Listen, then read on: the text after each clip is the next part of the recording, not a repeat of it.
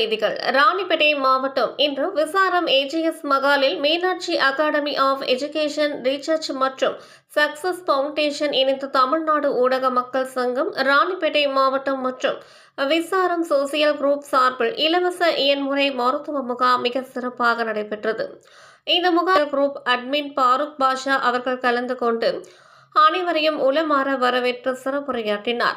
மீனாட்சி இயன்முறை மருத்துவக் கல்லூரி மாணவ மாணவிகள் சார்பில் மக்கள் பயனடையும் விதமாக இலவச பிசியோதெரபி இயன்முறை மருத்துவ முகாம் நாட்கள் நடைபெற்றது.